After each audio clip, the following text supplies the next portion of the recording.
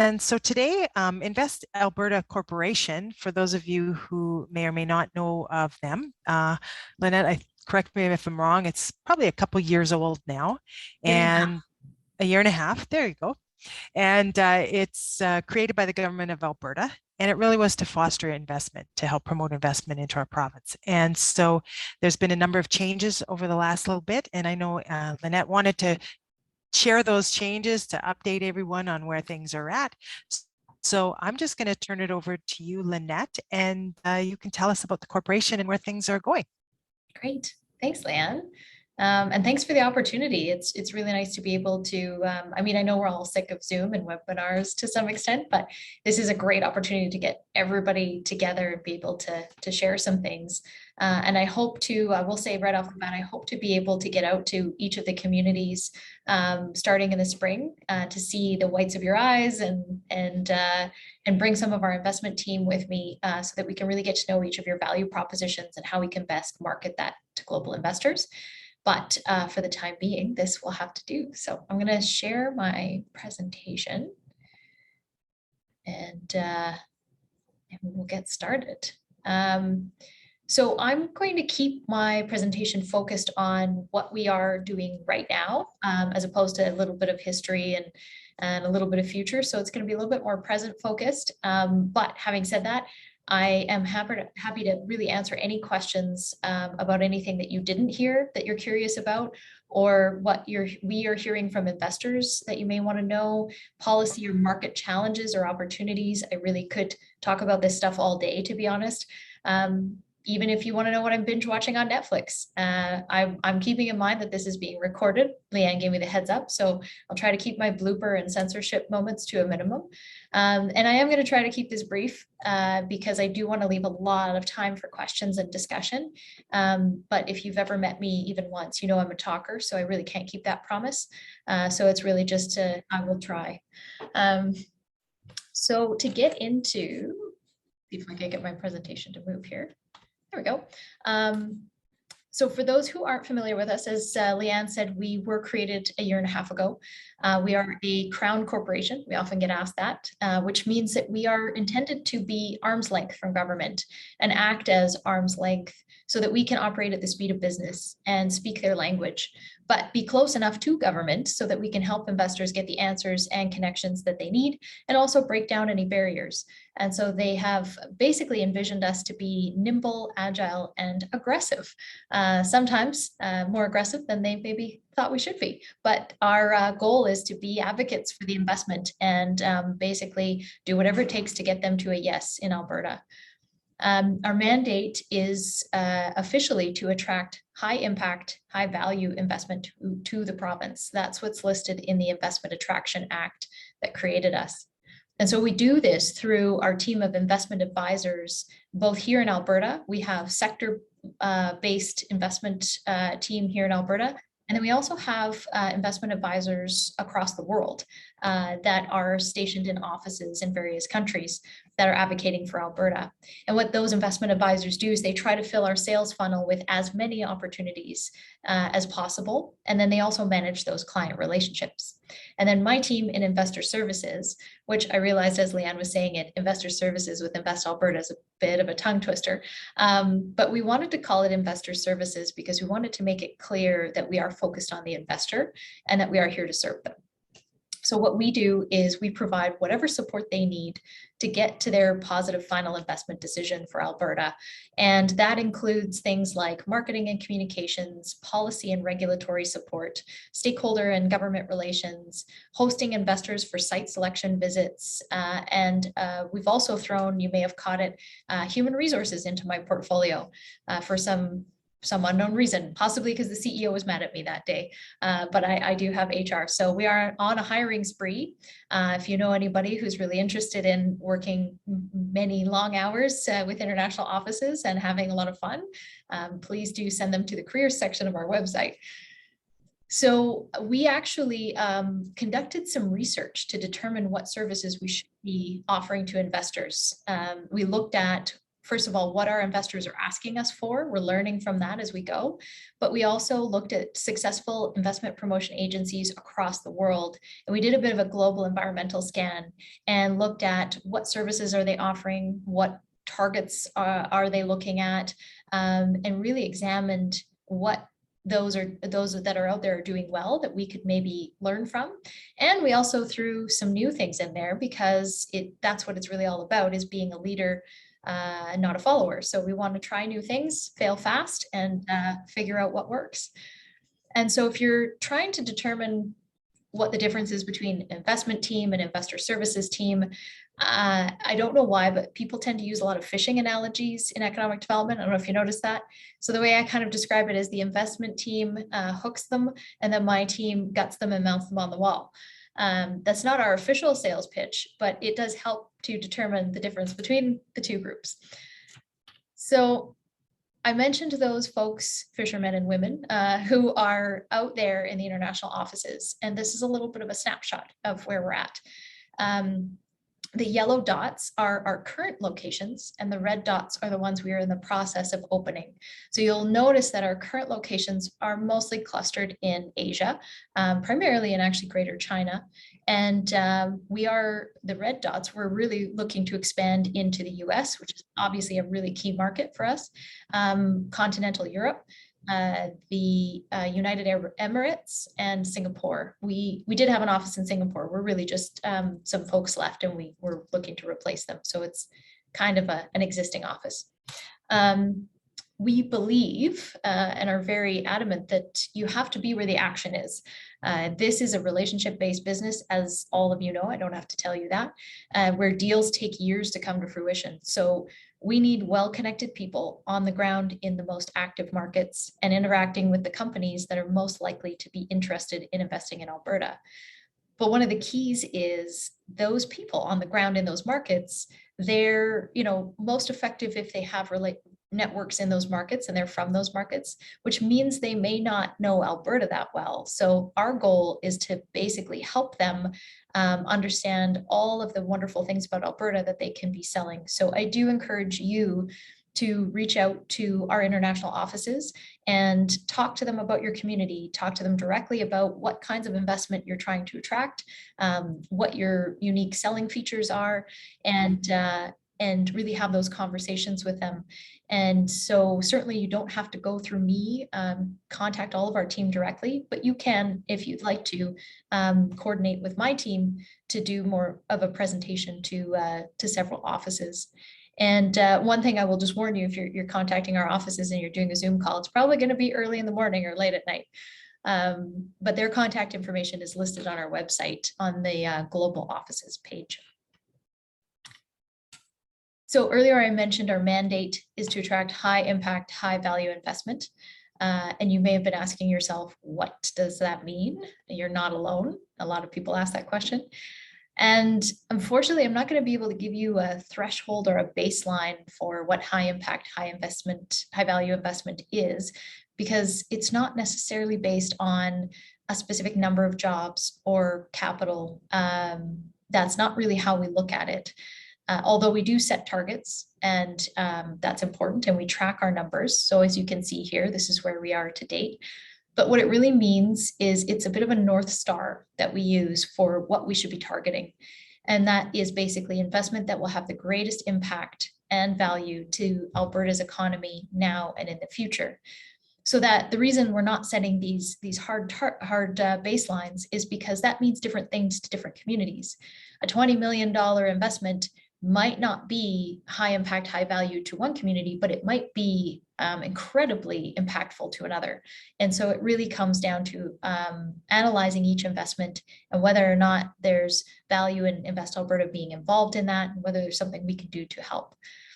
And so in some cases, for example, it's a $1 billion clean energy facility that will transform our energy sector and our global brand. Other times it might be a small cryptocurrency company that is establishing its North American headquarters here, and it's going to really bolster a growing emerging sector for us. So it really can mean various different things. And by way of example, here are some of our more recent announcements. And you may have seen, I should have mentioned on the previous slide, it says that we've signed 24 MOUs and NDAs to date. So some of the tactics that we use with companies that we find can be quite helpful is we'll sit down with them and we'll sign a memorandum of understanding, which is basically where they articulate what investment they're trying to make. And then we outline what we're going to do to help them. And they outline what they're planning to do. And it really brings a level of clarity and commitment to the table, and then enables us to make sure that we make good on our promises to the company as well. So those MOUs are something that we often do with companies, and we also sign a lot of NDAs so that we can ensure that there's that comfort level and trust in sharing some of that proprietary information with us. And one of the benefits as well is that we can do this quite quickly and easily, whereas we found that government is very challenged to do things like that, just based on some of their rules and policies and procedures. So that's one of the benefits of creating us as an arm's length entity. So some of these recent announcements you've probably seen in the news. Amazon is establishing a cloud computing operation. The cryptocurrency company Air Products with the hydrogen facility in Edmonton. Northern Petrochemical Corporation will be hydrogen, what's ammonia and methanol facility in Greenview. And then Good Leaf is a vertical greenhouse. And then yesterday we announced Ernst & Young is going to create a finance center of excellence in Calgary. And the day before, there's a little announcement that went out about Fortune Minerals looking into a battery manufacturing operation in Lamont County. So these are, you can see, I think what's really great about this is it really does span a broad spectrum of sectors and sizes of company. And so the focus on diversification and impact is very helpful. So can't tell you specifics, but I'll talk to you a little bit about what is in our current pipeline and what you can expect to see from us maybe in the coming months as we near a closing on some of these. So we've got several hydrogen facilities that we're working with, both green and blue hydrogen. And those ones actually are spread out in various areas of Alberta, rural Alberta, some are in the Edmonton region. And so that's going to be really exciting. There's an aerospace deal in the works as well that will be really exciting for the province. That's a brand new kind of feather in our cap. We have several agri-food and agribusiness deals in the works right now that are getting nearer to closing. We're pushing pretty hard. More financial services and fintech deals in the works as well, and technology and innovation. And we also have a biofuel facility in Northern Alberta that we're working with, and it's going to be, we're working with them actually to create a really compelling partnership with some Indigenous communities. So it'll be a really great all-around story. And then one that's in very early stages, but it's a trend that we're seeing, is some basically health manufacturing. So they're a company that's looking to manufacture little plastic tips that go on the COVID tests. So we're seeing actually a lot of companies that are looking at basically shortages in North America, and they're thinking about Canada for the first time as a strategic location. And the challenge is they're mostly looking at Ontario and Quebec. So we're elbowing our way into those conversations and finding that once we get in, we're really well received. But it's just getting into those conversations that's the challenge. So it's a good thing I'm scrappy. And then in terms of what we are targeting, basically we're focused on 6 core areas. These were the areas really identified for us by Cabinet and by the Economic Recovery Plan. So you'll see core areas here like agriculture, energy, and tourism, and then some emerging areas of opportunity like financial services, aerospace, technology, and innovation, which includes health and life sciences as well. And these are really big sectors. So we do need to narrow it down when we're talking about targeting. And so right now we're doing some market research to basically identify within these sectors, what are the most promising investment opportunities we should be targeting? And also, who are we competing against? And you might be surprised to know that in some cases, Saskatchewan is the least of our worries when it comes to our competitors. Although in some cases they are the most of our worries. So we have to make sure that we have a really competitive position against the specific jurisdictions that we're up against. So I'll give you a little taste of where this research is going. It's still not due to us until March 1st, but we've got the first stage report. I got it 2 days ago. So in agriculture, it's looking like our biggest opportunities are in agri-tech, food and beverage processing, and animal feed. And then we're competing with the US, the Netherlands, and of course, Saskatchewan. Not picking on Saskatchewan, I swear. In energy, our biggest opportunities are actually quite a few: hydrogen, carbon capture, battery energy storage. I mentioned Fortune Minerals, petrochemicals, and actually renewables as well. So Alberta, interestingly, is expected to host 83% of wind and solar capacity built in Canada by 2025. And so that's a real increasing area of interest that we're seeing. In technology, our biggest opportunities are in artificial intelligence and machine learning, cloud computing, and data centers. We could become increasingly competitive for data centers, digital health and robotics, and we're competing with pretty much everyone. In financial services, our biggest opportunities in investment management and financing and fintech. And we've already seen a lot of activity in some of these areas. So RBC, Ernst & Young, and I mentioned the crypto company Brain, and there's more to come in that area. In aerospace, we have a significant opportunity in defense and UAVs. You know what? I never remember what UAV stands for, so I shouldn't even have gone down that path. We also have an opportunity in aerospace inputs and technology. And then in tourism, there's actually a real emerging opportunity in Indigenous tourism that has the chance to really set us apart. And then, of course, continuing to leverage our natural outdoor recreational advantages like the mountains, and try to attract a lot of that infrastructure type investment that we're talking to a lot of companies and countries about. So that's sort of what we're targeting.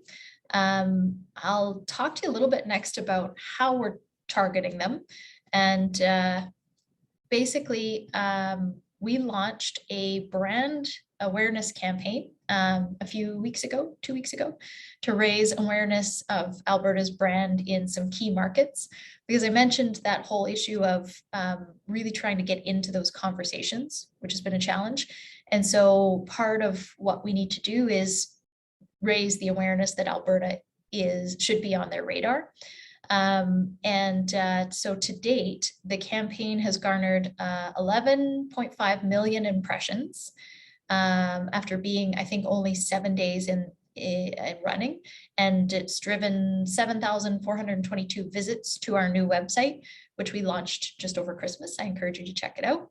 And the top landing pages so far have been technology and innovation, the homepage, and financial services, which admittedly was a little bit of a surprise to me. But actually maybe not so much a surprise when you see what markets we were targeting. So this is a multi-channel digital campaign.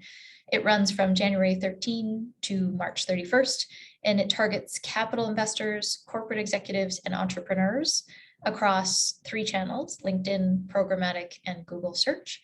And it's across 5 key markets, which is Toronto, Vancouver, Houston, San Francisco, and Seattle. You might be surprised to hear Toronto and Vancouver, but actually a lot of the investment and investment opportunity also comes from within Canada. So global companies that are looking to expand their footprint into other parts of the Canadian market. The campaign will drive share of voice and website engagement through these channels. And I've got some examples of the creative that I'm going to sort of fly through.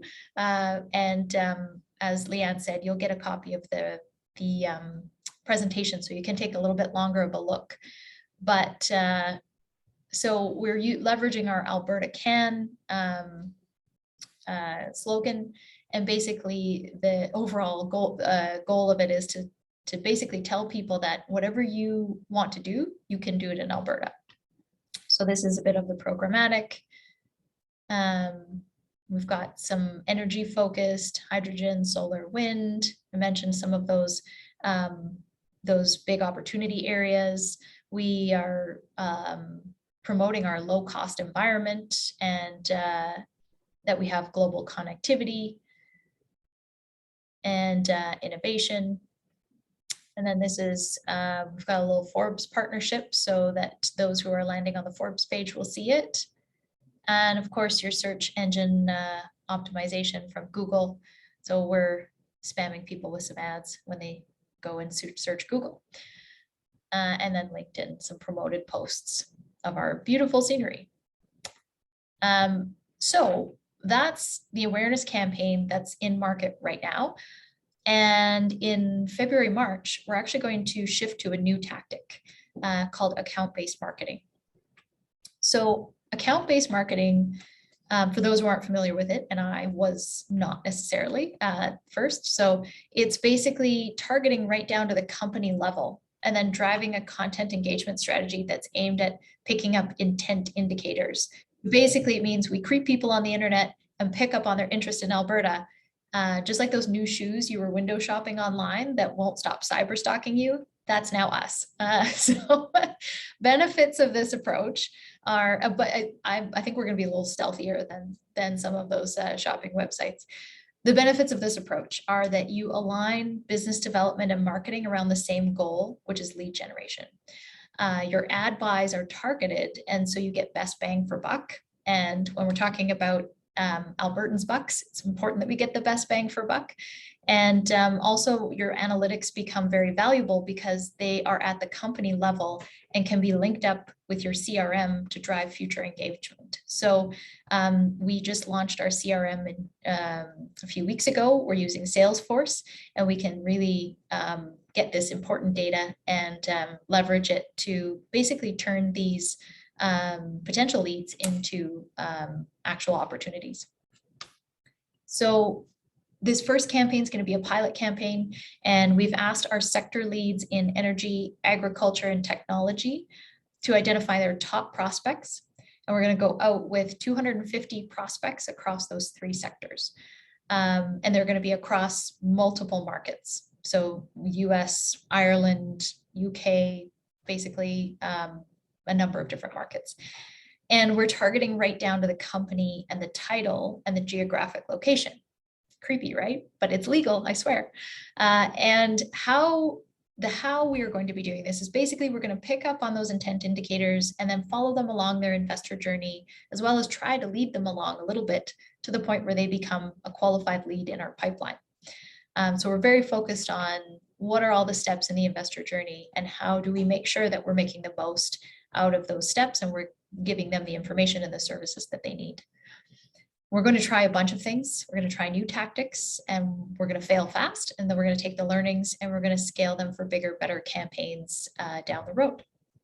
So having said that, if you've come across companies that you think we should be targeting, that should be prospects, let us know, and we can add them into our campaigns in those 6 sectors that I mentioned earlier, because the volume is important. So the more companies on our list, the more successful we're going to be, and we can even tailor certain content. So certainly send us anything that you'd like to see in an Alberta-based marketing campaign.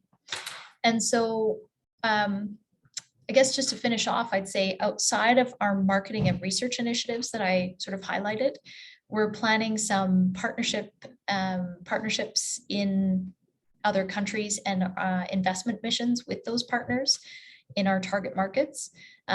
So it's a little early to be able to say because the ink isn't dried yet on the partnership agreements, but basically we're leveraging some Alberta foreign business councils and chambers of commerce and trade associations to basically create a partnership where they help us identify companies and connect with companies in their market. And then we also try to bring those companies to Alberta. And so then another part of what my team is working on is creating an unparalleled investor experience for investors who are coming to Alberta. So we really want to level up how we welcome and host investors, not just the services that we offer. My view of how we maybe have approached investor hosting in the past collectively has been a little bit like that store that you go in where you're trying to buy something or ask questions and you can't for the life of you find a salesperson and they seem a little bit indifferent.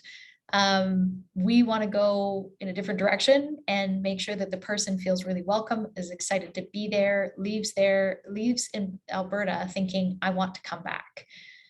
We don't want to go overboard and be that annoying salesperson that won't leave you alone. We want to find that happy medium where basically it's a memorable experience for them.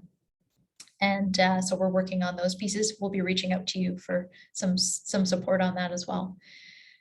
And with that, I have so much more I could say on each of these topics, but I will leave it there and hope that we can get into a great discussion about really anything that you want. Like I said at the beginning, I'm happy to talk a little bit about what are the trends we're seeing, what are some of the challenges maybe we're facing, or just, you know, other tactics and sectors and aspects really where we can be helpful to you. And also if you have feedback, very eager and open for any feedback that you might have or things that you're seeing that you think we should know about. So with that, I will stop sharing screen so that I can see everyone. Lynette, thank you so much. I've been getting these little messages. I love her. I think she's doing a great presentation. So exciting. So thank you very much. Trying to keep you awake. It's lunchtime. And it is great because, you know, you guys are helping distribute our magazine, Invest in Alberta. And so, you know, just having you there as a partner is great. And yeah, and I know I remember talking to one of your colleagues and they said, I use this all the time. And I'm like, oh, that's fantastic. So, you know, thank you that we can partner on things like that. And I know you're also a partner on our conference. So for those of you who are coming to the conference, you'll see Lynette there and be able to talk to her about what they're doing. But why don't I turn it over to Nancy? I know you've been kind of monitoring the chat box. So if you have any questions, please put them there and we'll try to get to as many as possible. Sure. Well, we do have a question here. The report that you mentioned, Lynette, for opportunities in Alberta, is it available publicly? Can we see it? It's not done yet, but my plan is once we do have the final information is to share it with all of our economic development partners. That was one thing that we talked with the firm about upfront, is that we need to be able to share this with our partners. So a lot of times, as you know, those restrictions happen. And so we were very open and said, this is information everybody needs to have. I should mention as well that the first part of that report is the market intelligence, where we identify opportunities and information. The second part that will be done on March 1st is we're going to do a full competitiveness analysis for each of them. So it basically is going to take us and our core competitor and do a bit of a comparison.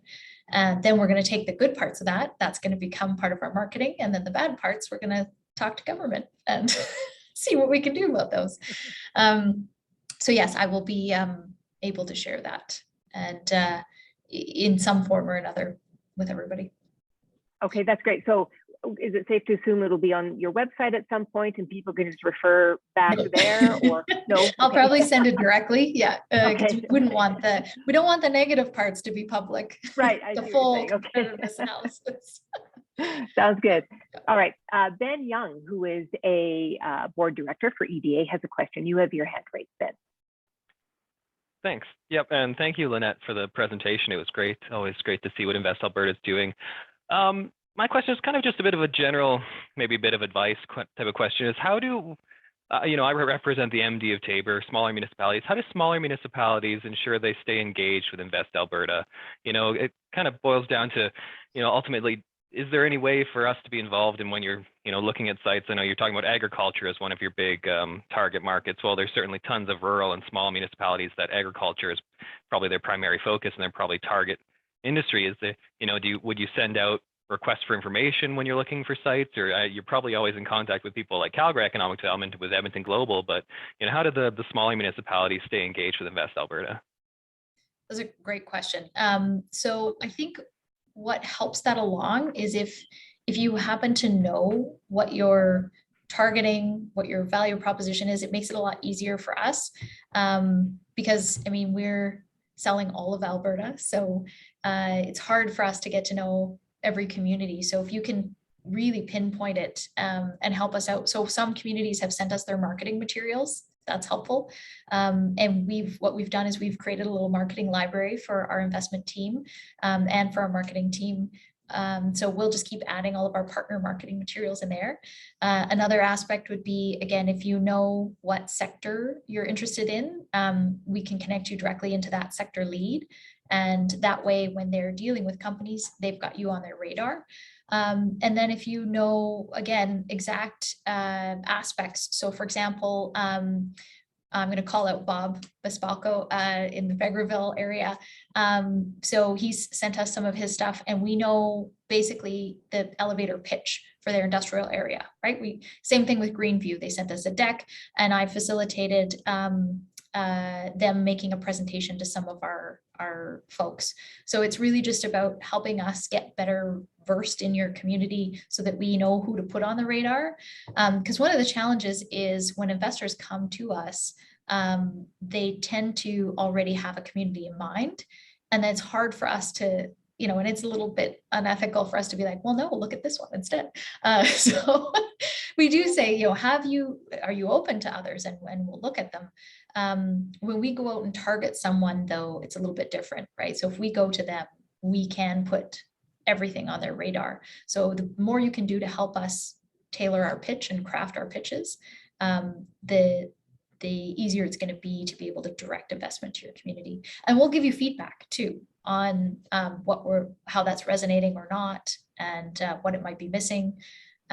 So just basically starting that dialogue. All right. No, there's another question here from Mayor Gerald Albert, who had his hand up. I see that his hand is no longer up, I don't think. But so I'm assuming that I can just read this question in the chat box, Mayor Albert. But what can we do as a municipality to support you and the team's efforts, namely our strengths and benefits that match up with potential investors? So I think once we have a bit more information on narrowing down our investment opportunities, I think it'd be incumbent on us to come back to you and share that with you, and then for you to be able to identify where you think you best fit into that. And then we can kind of weave that in. But also in terms of supporting investors, that's a great question. And I wish more people would ask this question. So what we're hearing from investors when we're dealing with them at an early stage, it really is about those macro pieces, like what incentives are on the table, and what does when it comes to, let's use agriculture, tell me the volumes of inputs and everything else. But once we get them past that and they're looking at our jurisdiction seriously, and it gets down to the site selection level, the more information you have at your fingertips, the easier it is for us and the investor to be able to move that along. So if you know what your available land is, if you have information on costs, if you're willing to be flexible and negotiate with them on what they need to get it across the finish line. Now that doesn't, people ask me a lot about incentives, and my view is you don't need necessarily like an incentive package at the get-go, because that might not fit their needs. It's really about tailoring it to their needs. What we do need is communities to be open to a conversation and to be willing to think creatively and to move fairly quickly. So it could be a matter of they need help with recruitment and you partner on a training program. It could be that they need a road, or that they need a little bit of a tax break, or it could be really anything. And I think the key is demonstrating a willingness to work with them is what goes a long way. And then also, you've probably heard this before, but being willing to expedite permitting and approvals processes as much as possible. Even if you're if your processes are already expedited, saying it, they go, oh, I'm special. Coming in and saying, well, we already have a 3-day turnaround. I mean, that's not terribly helpful. Just say, well, we're willing to expedite for you and we can do it in 3 days. They don't need to know that that's the time that you already take. So it's all in the pitch. It's all in the willingness and the customer service. And then certainly the information. We're trying to get as much data as we can on communities, but you're the experts in your community, and the more information you have that you can give to the investor is great. And then we can also facilitate, then if we have all that data, we can help with basically doing a comparison. So if they're looking at a jurisdiction in Saskatchewan, we can say, okay, we're going to take Grand Prairie's information, or we're going to put it into a little spreadsheet, and we're going to compare them, and we're going to show you this is better. But we need the data to be able to move fast. Well, thanks very much, Lynette. And I did have my hand up. Thanks, Nancy, for posting that. I hope that answered it. It did. I guess it's where do we send that information? You alluded to Ben's answer earlier too. How do we? Where do you want that information sent to Innovate to you folks? Where does that? Who's the person? I mean, at this point, the best thing to do is if you've got stuff, send it into our info@ account, because then we can make sure it gets to the right person and we can have that person follow up with you. That way, you're not just, I'm not a bottleneck. No, I understand and I appreciate that. Just remember, we are that split personality in Alberta that exists, the anomaly of being half Saskatchewan, half Alberta. So we're trying to do the best. Here, everything benefits everybody, but that's just my one take as the mayor. So, well, you can help us then pull some things this way a little bit. You'd be surprised. We could take this offline. Yeah. I gotta stop picking on Saskatchewan. Maybe it's because I'm from BC and now I live in Alberta. It's all good. And at a provincial level, there's some responsibility, and I appreciate what the government of Alberta has done. I think this speaks volumes to attracting business. And I worked in government a long time ago in Saskatchewan in the 80s, actually, and watched what happened when government played too much in attracting business, and it wasn't the best business at the end of the day. So we've got to lay it out there, and just like you said, we're fishing, and we got to bait the hook damn good, and then we really got to set the hook, and that's what you folks are doing, hopefully. So keep up the good work. We do, but if we're given crappy bait, then there's only, we're not going to get great fish. But it's also, I would say, about being accessible. So that's the other thing. We're really impressing upon our partners in the provincial government that when we have an investor who actually physically comes here, particularly, but just anytime we ask them to meet with an investor, it's because it's important and that they need to prioritize it. And I have no doubt that your communities will do the same, but it's worth noting that it does go a long way when people know they can get a mayor, a councillor, a minister to meet with them. It's a demonstration of support from government. All right, Ben, I see that you have your hand up again, but before we get to you, there is a real quick question in the chat box, and that is just to confirm, Lynette, Invest Alberta is focused on foreign direct investment versus locally grown business investment and attraction, and do you help facilitate strategic partnerships? Yes. But I can't leave it there because I'm a talker. So I'll keep this short. But basically, yes, we're focused on net new investment into the province. That can include, as I said, though, from within Canada. We sometimes work on expansion, which would be like a larger multinational company that's already in Alberta that wants to expand in Alberta or reinvest. So at the local level, in terms of helping local startups or local companies that want to expand, we see that as well tended to by the local economic development teams. And we don't need to be in your space. We're here to augment, not to take away. And then on the, do we strategically connect people? Yes, we do. Depends to some degree, but we've tried to do a bit of value add. So we often do interact, as I mentioned, with capital investors who are looking for projects to invest in. their needs tend to be a little bit on the large side. So they wouldn't be looking for, say, you know, a $500,000 investment. It's in the higher millions of to up to kind of billion range. But then what we've also done for maybe some of those smaller projects and companies is we've created something called the opportunity book. So it's a thing we're piloting to see how it goes. Basically, if you go to our website, there's a page that says the opportunity book or business support program. Sorry, it says, but if you Google it, it should come up. And if there's a company or a project that needs capital, they can fill out a little application form, and we put it in this book. And what we do is we give it to our international offices and our investment team. And then when they have an investor that is looking to deploy capital and they say, well, what do you got? Now we have something to show them. And it's the start of a conversation. So we don't take that all the way. Basically, then if there's an interest level on their part, we connect them. And then it's up to them to do the due diligence so that we're not, you know, on the hook for vouching for that company necessarily. So the two ways would be, yeah, letting us know, but really I'd direct you to the opportunity book to get on the radar of these capital investors. Great.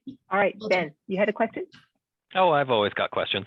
I guess another question I had is, you know, as you're dealing with companies going through files and whether Alberta is successful or not, maybe if you could talk a little bit, do you have like a feedback mechanism to government or to the minister about maybe reasons why companies weren't coming to Alberta? Just to, like, you know, when I've dealt with companies that, particularly in ag, I'll speak directly to, because they'll, you know, look at other jurisdictions, Saskatchewan, and places where incentive programs might be a little bit more robust than we have. And is that feedback then coming back from Invest Alberta to the government, or, you know, is there kind of any of that feedback mechanism in place right now?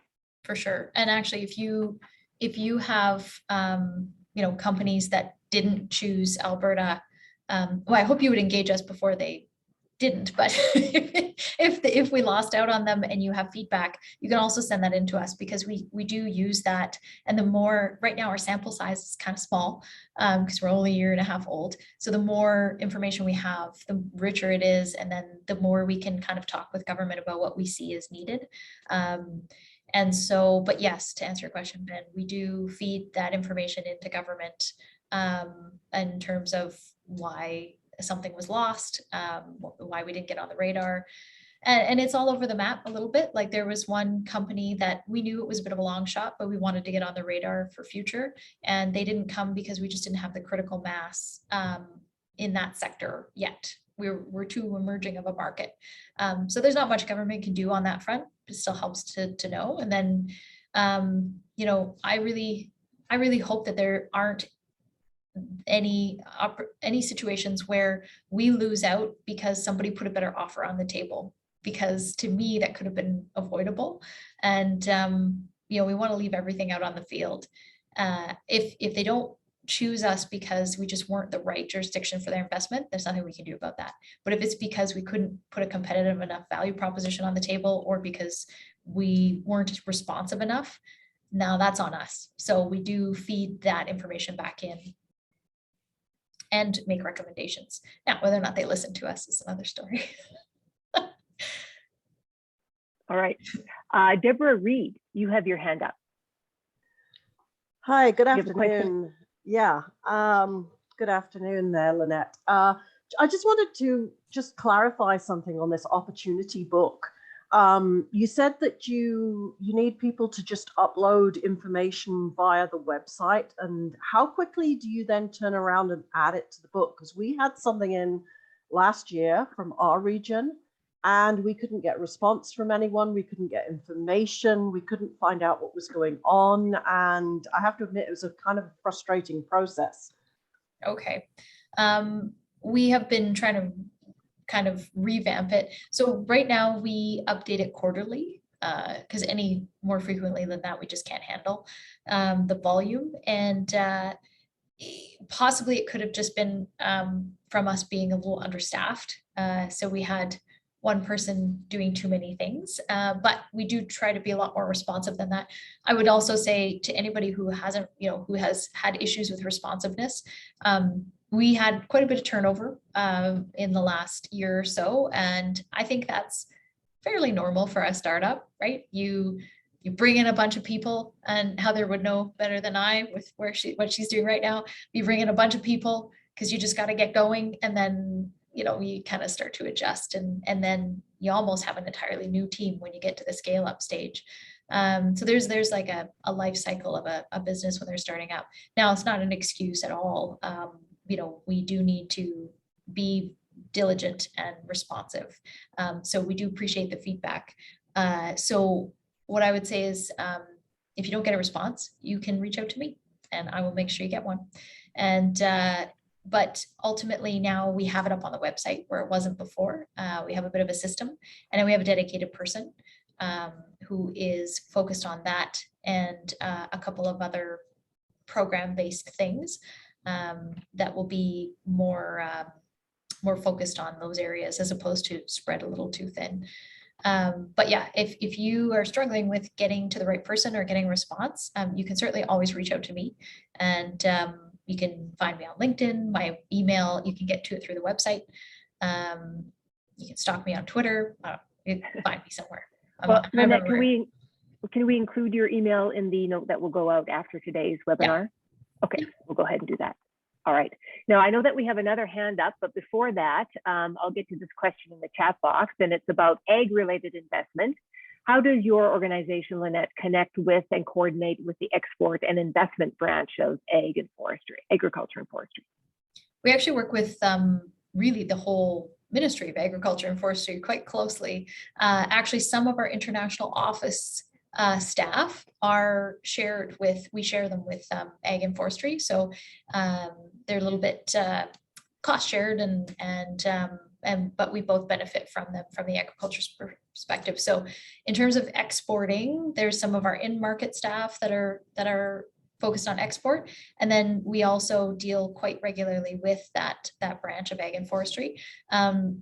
We are not so much focused on the export side, but sometimes export turns into investment. And so we keep in regular contact. So I would just clarify, like, we do have a bit of a trade mandate. It's to support the government's trade initiatives. But our work is really not focused on facilitating kind of exports and companies kind of finding the new markets. That there is a whole group of government that does that. Great. All right. We have time for just a couple of more questions. I'll go to the person who has their hand up. I'm sorry, we've never met, so all I see is H. Klimchuk. So H. Klimchuk, go for it. Thank you. Thank you, Lynette. I'm Heather Klimchuk. I'm the Government and Agency Liaison with Innovate Edmonton. Greetings from Catherine Warren, who couldn't be here today, our CEO. We're kind of like you. We're about a year and a couple months old, new iteration of innovation, and we've just announced our brand new location downtown Edmonton in the old RBC. And I've already been in touch with some of your team in an international office. I can take it offline. So I'm very impressed with the setup. My former experience as an MLA and a minister, I love the agility you have at Invest Alberta. So my question would be, Lynette, in terms of FDI coming into Alberta, are there any rules or changes that have happened over these last few years with respect to dollars coming in, supporting? We have some amazing startups, scale-ups. We announced 4 accelerators here. Just any rules or anything that you can guide me to as we, start the conversations, and then we don't want to get people's hopes up and then realize, oh, we should not have gone down that path. And I'm aware of the opportunity book, so I think it's fantastic. So just a question about the FDI component. The only thing I would flag from that perspective in terms of rules of investing in companies and technology here would be on the China side. Okay. So there in 2020, see, I keep saying last year because I feel like, anyway, I'm in a hamster wheel. In 2020, the federal government updated a policy directive on certain investments coming from China and state-owned enterprises. Generally, with the geopolitical environment right now, we're finding it challenging. Now, there's no shortage of interest from China and Chinese companies in investing in Canada, but on the receiving end, it can be a challenge. So it could be held up from the Invest Canada Act can't recall if that's the exact name of it. But there are certain processes that foreign direct investment ends up undertaking that could be blocked. So one of the things that we have access to via the ministry is we can do like a security check on a company. And you can also contact the ministry directly, I'm sure, if it's not in our mandate. And that might be a good way before you go down a path, just to do a little bit of a gut check.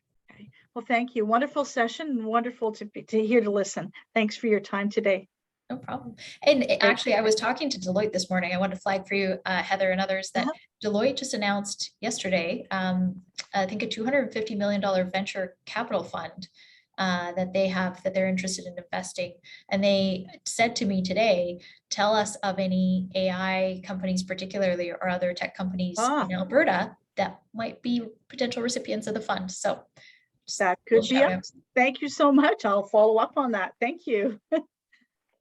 All right, we have time for one final question. So how does Invest Alberta liaise with industry organizations like Westpac or Coronet of IAMC or ICSC? And I sure hope I have all those acronyms right.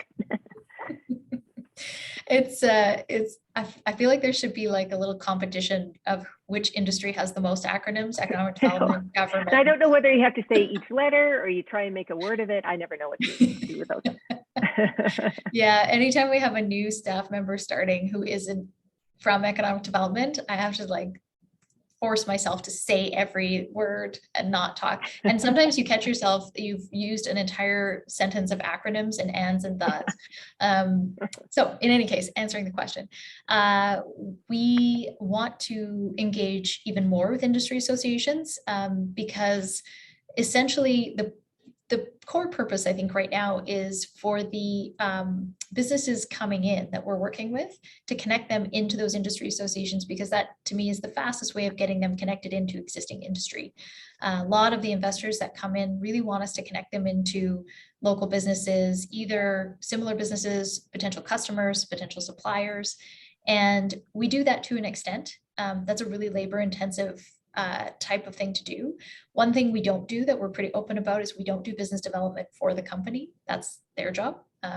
But it can be an impediment to them choosing here if they can't find enough potential market share here.